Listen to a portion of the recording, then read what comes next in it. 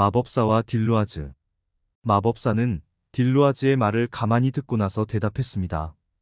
그래, 이미 알고 있는데 말할 필요가 무엇이 있겠느냐? 베드라는 작은 유리병 2개를 집어들고 동굴 밖으로 나갔습니다. 그녀는 유리병을 땅바닥에 내려놓고 유리병의 목에 반지를 하나씩 끼웠습니다.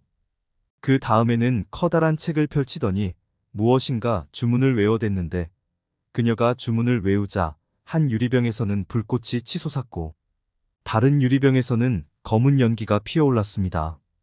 검은 연기가 삽시간에 공중으로 퍼졌고 갑자기 천둥이 내리치기 시작했습니다. 천둥이 그치자 유리병에서 피어오르던 불꽃과 연기도 사라졌습니다. 베드라는 유리병에서 반지를 벗겨내어 딜루아즈에게 끼워주며 말했습니다. 자, 기뻐하라. 내 소망이 이루어졌다. 이 반지를 끼고 있는 동안 너는 어떤 모습으로도 변할 수 있다. 네가 닮고 싶은 여인의 모습을 생각만 해라. 그럼 순식간에 그 여자와 똑같은 모습이 되어서 누구도 구분할 수 없게 될 것이다. 그리고 목벨, 내게도 반지 하나를 선물로 주겠다. 이 반지는 내 본래의 모습을 지워버리고 네가 원하는 남자의 모습을 내게 안겨줄 것이다. 이렇게 말하며 그녀는 제게도 반지를 끼워주었습니다. 저희는 베드라에게 입이 닳도록 감사의 말을 하고 동굴을 떠났습니다. 저희는 당장 반지의 위력을 시험해보고 싶었습니다. 그래서 사막에서 시험을 해보았습니다. 저희는 평소에 알고 지내던 사람을 생각했고 그렇게 생각하자 즉시 그들의 모습으로 변했습니다. 우리는 세상을 모두 가진 것 같았습니다. 다마스에 도착하자마자 딜루아즈는 그곳에서 가장 아름다운 여자로 변신해 남자들을 홀려 돈을 뜯어냈습니다.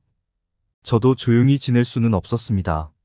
이런저런 남자들의 모습으로 변신해가면서 여자들을 홀렸고 때로는 도적질을 하기도 했습니다. 다마스에서 한참을 그렇게 지내다가 우리는 갑작스레 여행이 하고 싶어졌습니다. 그래서 이집트를 떠나 여러 도시를 돌아다녔고 마침내 나이만국까지 오게 되었습니다. 그곳에서 우리는 어린 공주가 왕위에 올랐는데 알리 벤 하이탐이란 자가 공주 대신 나라를 통치하고 있다는 말을 들었습니다. 백성들은 그의 통치에 불만이 많았습니다. 그래서 많은 사람들이 어린 여왕의 삼촌이자 선왕의 동생인 무아팍이 돌아오기를 학수고대하고 있었습니다. 그는 몽골과의 전쟁에서 행방불명되었기 때문에 죽었다고 알려져 있었습니다.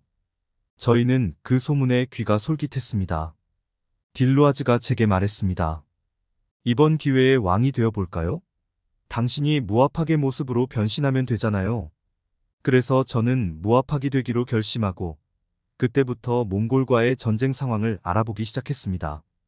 또한 무아팍과 절친한 친구였던 대신들도 만나보았습니다. 마침내 필요한 모든 정보를 수집하고 저는 무아팍과 똑같은 모습으로 변신했습니다. 저는 무아의 옛 친구들을 찾아갔습니다. 그들은 저를 보고 뛸 듯이 기뻐했습니다. 제가 왕위에 오르고 싶다는 생각을 노골적으로 드러내자 그들은 기꺼이 저를 돕겠다고 약속했습니다.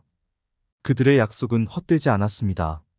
나이만국의 백성들은 그들의 선동으로 폭동을 일으켰습니다. 나머지는 알리 대신의 정적들이 알아서 처리해 주었습니다. 나이만국은 곧 전복되었고 알바신의 주민들은 성문까지 열어주며 저를 반겼습니다.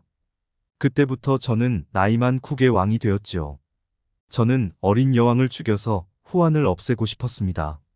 하지만 알리 대신은 여왕을 몰래 빼내어 나이만 왕국을 빠져나갔습니다. 저는 옥좌에 조용히 앉아 절대 권력을 누리는 것으로 만족치 않았습니다. 저를 도와준 모든 사람들에게 커다란 상을 내리고 최고의 벼슬을 내렸습니다.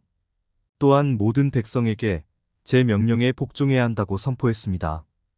만약 진짜 무아팍이었더라면 권력을 그처럼 마음대로 휘두르진 않았을 것입니다.